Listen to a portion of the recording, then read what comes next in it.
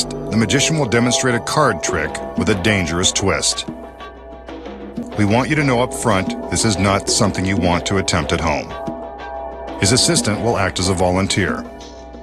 The magician begins with an ordinary deck of playing cards. He fans them, then shows them to his beautiful volunteer.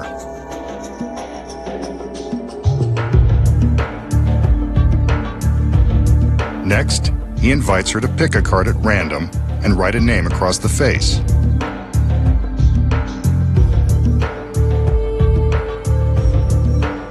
I would have asked her to write her phone number.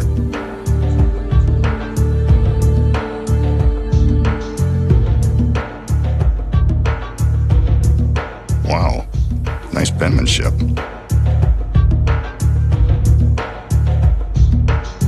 The magician takes the card and does some scribbling of his own, drawing a line beneath the name.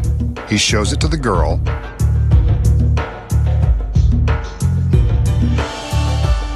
and now he begins to shuffle the cards to bury her cards somewhere inside the deck. He offers the cards to her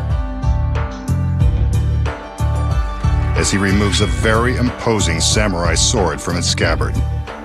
This sword is very real, very sharp, and is what makes this trick so dangerous. He takes the cards from the girl and positions them in his left hand. With his right, he picks up the sword.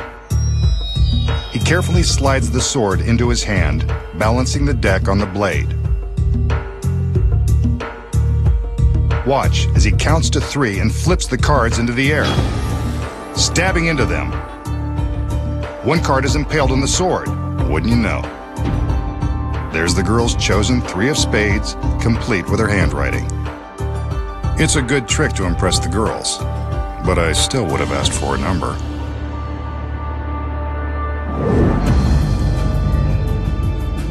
How did the magician find the chosen card with the razor-sharp blade of his samurai sword? Here are the secrets. He begins by showing his volunteer an ordinary deck of cards. She makes a genuinely random selection and writes a name across the face as instructed. They place it back on the deck. The magician takes his pen and underlines the name. The first secret is that the pen contains a concealed razor blade. Cool. When he underlines the name, he's really slicing a slit in the card. There it is.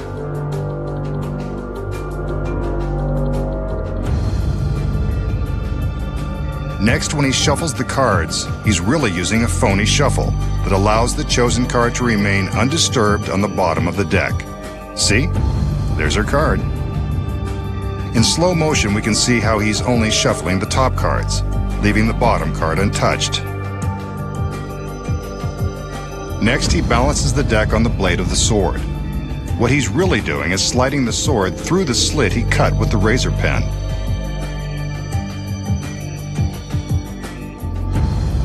He throws the cards in the air, and amazingly, the chosen card appears to have been impaled.